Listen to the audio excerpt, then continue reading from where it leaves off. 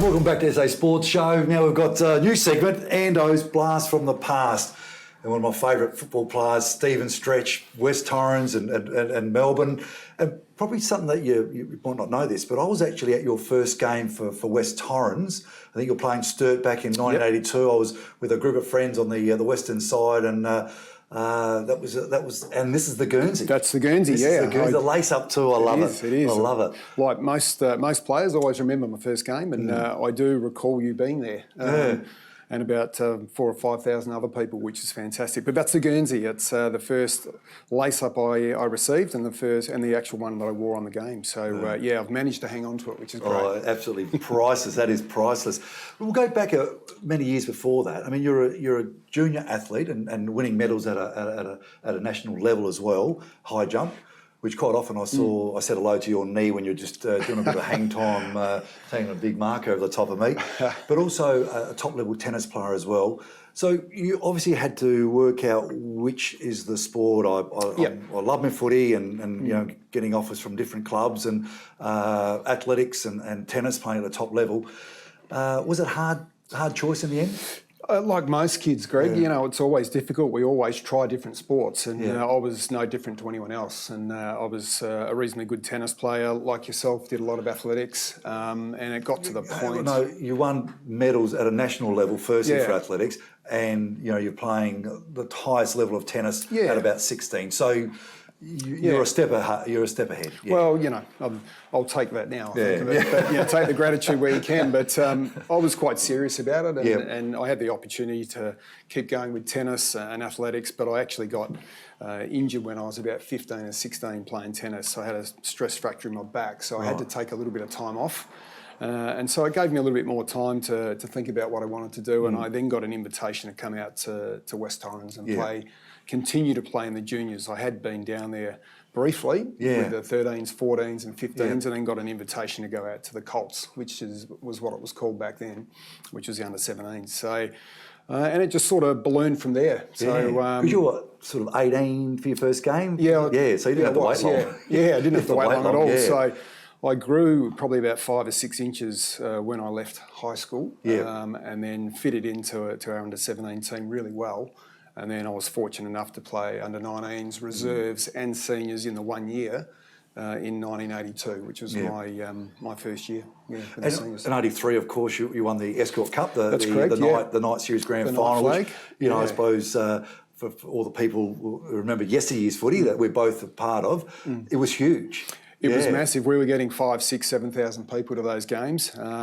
The lighting's a little bit better now. Probably a fraction. You know, you get lost in some of the pockets there, but a very memorable game. The late Bobby Enright was our captain that night, and it was one of the best memories I've got of my first couple of years with the Eagles. Yeah, and then wasn't long before you had clubs from the VFL knocking your door, and you went to the Melbourne Football Club. I mean, you know, firstly, what a brilliant club to go to, because I think in the first year you played in a prelim, and I think that was second year it was. So you got in the finals lots. I know you played, I think, close to 15 finals games for Melbourne, so you had a lot of success there of being right at the top of the tree there. Yeah, the timing was really good. You know, we had a new coach, 86, John Northey. 87, we got a bit of a momentum, played a few finals, and then from that period from 87 to 92... Your season was in 87, let's not skip over too quickly, but best and fairest for the club as well, so... Had a good year that year, just consistent, was injury-free, we had a bit of success, we played a few finals, we had a young team,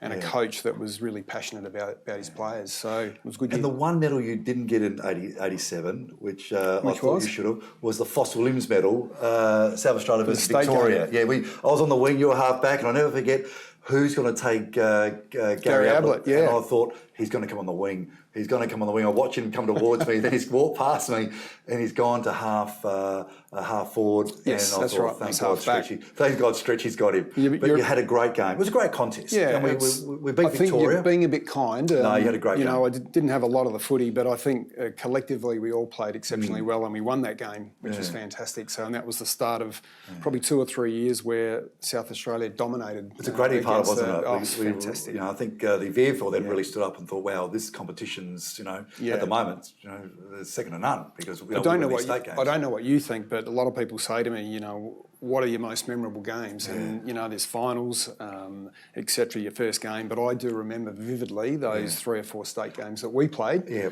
And 87 was my favourite, yeah. and it wasn't long ago. I think Foxtel had it playing as a remember this game, and I still got really nervous even watching, even though I knew that we'd won it. Yeah. But it was so close. It was a great game. Did we win it? And then it was fantastic. And I think 55,000 people at Footy Park, 7 o'clock at night. It was tremendous, and they're the sorts of memories you don't forget. Yeah. Live with you for a long time. Yeah. Now, grand final '88 against the Hawks. That must have been a really, it's just. And I was lucky enough to play, get prepared for the 1990 grand final. And the week is just something so special, isn't it? And then, of course, then it's business. But when you win that prelim and you go, wow, we're in a grand final, Australia stops for it. It's an amazing week. It really is an amazing couple of weeks for us. We're on a crest of a wave. Unfortunately, I don't remember much about the game because we lost by so much. But the build-up, and they do it so much better these days. With the parade that you have, and obviously all the pre-media stuff that you do, it's amazing. We had 10,000 people down to training at the old Fitzroy ground. 10,000 people. Yeah, so training on a Thursday night. So you get caught up in it, and you roll with it. It's an amazing game, an amazing sport, and to be exposed to that and be a part of a grand final is something special. Yeah, and it's interesting because you look at last year, you've had a couple of great sides to barrack for. You had Woodville West Torrens, your old club, winning the flag, and of course Melbourne. Exactly. So that was wonderful as well. It's great, and there's still people at the Melbourne Footy Club and still people at the Woodville West Torrens Footy Club that we see on a regular basis, and we all reminisce.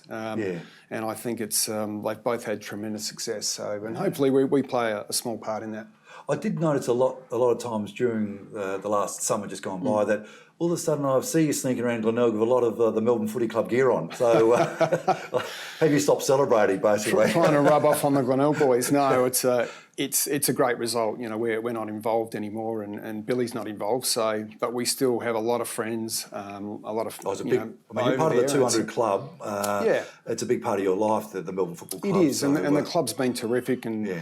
Always send messages out to us, and we always get emails about everything that's going on. And there's always past players' functions that we can't always go to. But they're leaning on that a little bit more, and the success they've had is fantastic. Very overdue though, very overdue. What about some of the great players that you played with? I mean, I know it's an easy question to ask, but it's sometimes a difficult one to answer. But you got Jimmy Steins. Jimmy Steins is the greatest player I've played with, and I think probably Robbie Flower would be number 2. I think Jimmy Steins wasn't just a great player, but it's probably one of the greatest AFL football stories of all time. I don't see there's too many that can match it. Coming over from Ireland and playing in finals and then winning 4 best and fairest and a Brownlow medal and then going through what he did and becoming the president. So I forgot Robbie Flower. I mean, I actually went to a state game with my father. I reckon it was maybe 1980, 81, something. And I went there, obviously, South Australia to beat Victoria. But I wanted to see this guy called Robbie Flower because I reckon he's the best wingman in Australia. And he was dominating. He was just an amazing player. Yeah. He just had a lot of time when he had the footy. Time stood still when he had the ball, and you couldn't catch him. He wasn't your generic football player. Very thin up top. Big legs, and he wore glasses. When he was away from the club, so he didn't look like a footballer. But when he was on the field, he was a master. Yeah. And you got to also play with the great Bruce Lindsay. I mean, he was as a kid watching, he was just an amazing player. Yeah. I was watching him as a junior when he was coming through, and he was a superstar. He could jump and run and take marks, and then obviously he had his bad injury. But then he was able to adjust after that, and he ended up being the captain of the club and then state captain, and he had a fantastic career. And we still catch up with Bruce from time to time, and he's a great fella, great family, and certainly one of my idols. Did you ever think, because we've been friends for a long, long time, and way before we actually even played, league football against each other. Did you ever think, when you were running up and about to use me as a stepladder, did you think, perhaps I shouldn't take the mark of the year over Ando? Did you ever think that once or twice? I don't remember that. You loved a little hang time. You loved it. I don't remember that, unfortunately. So, Nah, look, you know what it's like. You've Yeah. been there, you've done it. We're friends, we're great friends away from off the field, but you know, when we're on the field, you play it to the best of your ability. And It was my hardest game ever in 1984, last round, Port Vale with Westies, where we had to stand each other. I reckon you had a couple more possessions than me, but it was a tough I think we got game. the 3-2 votes, I think, didn't we? Yeah, well, all right, we did. But thanks so much for joining me. Thanks, Greg. It's absolutely brilliant. A blast from the past, and you know, for West Torrens, you're always one of the your supporters' favourite, just like Melbourne, and what a great career. Thank you very much, mate. It's a pleasure anytime. Thank you so much. Good on you, mate. Thanks very much. We'll catch you after the break.